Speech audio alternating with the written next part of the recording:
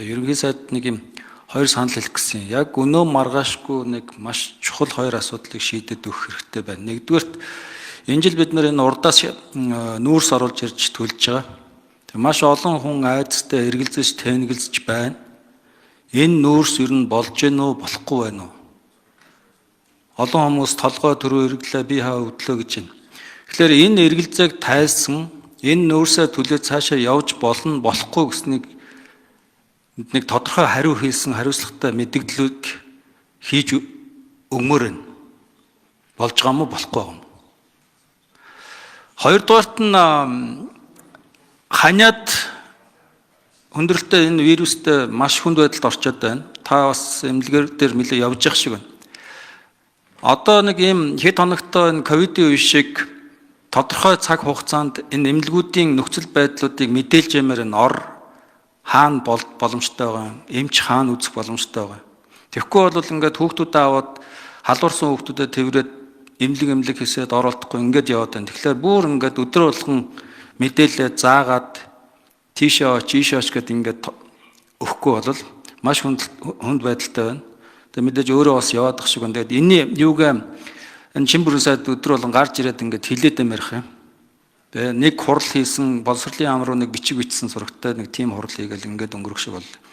Тэгэхээр энийг жоохон тодорхой хэд хоногтой болгож өгөх шаардлагатай байна. Тэр энэ өнгөрсөн хагас өдрөөс эхлээд бид их нялхас эмэгтэйчүүдийн эрүүл мэндийн төв 2 Баянзүх дүүргийн нэгдсэн эмнэлэг, Жингэлтэй дүүргийн нэгдсэн эмнэлгүүдэд ажилласан 3-4 цаг очилж байгаа ханиад томооны дэгдэлт эсрэг нэмэгдсэн AH3 N2 гэдэг шин төрлийн мутацид орсон ханиадны төрөл бол их өндөр халуурал өгдөг бас эрсдэлтэй юм нийгмийн шин чанартай өвчин байгаа учраас яаралтай штаб байгуулж ханиад томооны дэгдэлтийн эсрэг байгуулж ажиллаж байгаа эрүүл мэндийн яам, боловсрол шинжилгээ ухааны яам, нийгмийн хамгааллын яамныг уялдаа холбоотой ажиллуулсан юм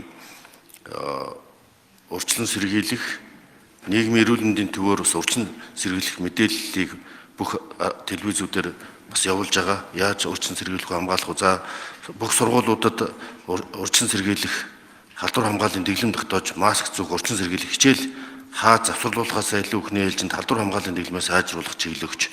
За ер нь бүх эмнэлгүүдэд дээр нэмэлт амбалтаар үзлэгийн өрөө гаргах, ор дэлгэх ийм ажил зохион байгуулалт 1320 ор өнөөдрийн байдлаар шинээр дэлгэх ажил явагдаж байна. Нөөцөөс 1 тэрбум төгрөг гаргаж ханиад томооны эсрэг даашлагдсан илүү цагаар ажиллаж байгаа эмч нарт урамшуул олох шийдвэрийг гаргаад эмч нарынхаа бас асуудлыг шийдээд урамшуулан шийдээд ажиллаж байна. Ингээ богино хугацаанд энэ ханиад томооны огцом дэгдэлт халдварлалтыг бууруулах арга хэмжээ авч ажиллаж байна. За ингээд 12 сарын 1-ээс захимаар шилжүүлэх. Ер нь бол нэг 0-5 насны хүүхэд 40% нь 5-аас 15 насны хүүхэд хооронд 40% нь 80% нь үндсэндээ энэ хүүхдүүдэд халдварлаад байгаа. За вакцинжуулалт бол эргээр нөлөөлж байгаа. Ийм учраас ер нь өглөө бүр сургуулиуд дээр эрүүл мэндийн үзлэгийг сургуулийн эмчнэр сургууль цэцэрлэгт нэвтрүүлэх, иргэдэд өгөх урьдчилан сэргийлэх мэдээллийг хэвлэр нэг мөр ойлгомжтой өдөр бүр хүргэж байх, дүүрэг бүр өрхийн эмнэлгүүдийг дайлж ажиллаж байна. Бүх нийслэлийн онцгой байдлын газар болон нийслэлийн эрүүл мэндийн төвөөс зохион байгуулад бүх дүүргийн хорооны тасаг дарах хэсгийн ахлагч нар нийгмийн ажилтны хүүхдийн одоо байцаагч уурч нар хүүхдийн асуудал харьцсан ажилтнуудыг бас зорилт төлөвлөгийн хүүхдүүдийг урьдчилан сэргийлэх хамгаалах юм арга хэмжээ явуулж байна. Зарим газрууд одоо аав ээж нь ажилдаа явждаг, аль эсвэл гадуур дотор хүүхдээ ой гарантай хүүхдүүдэд орхиж яваад бас хөлдөх эрсдэлт учирсан энэ төрийг хүртэл илрүүлж хүүхдийг аварсан бас эцэг эхийн анхаарал халамж цул байгаа энэ газруудад хэсгийн ахлагч хүүхдийн байцаагч нарыг ажилуулах дээр урьдчилан сэргийлэх ажлыг нийслэлийн дүүрэг хороо хэсэг болгон зохион байгуулж байна. Ингэж урьдчилан сэргийлэх ажлыг зохион байгуулах нь бол бас өвчсөний дараа эмчлэхээс урьдчилан сэргийлэх нь илүү гэсэн тактик зорилтыг барьж ажиллаж байна.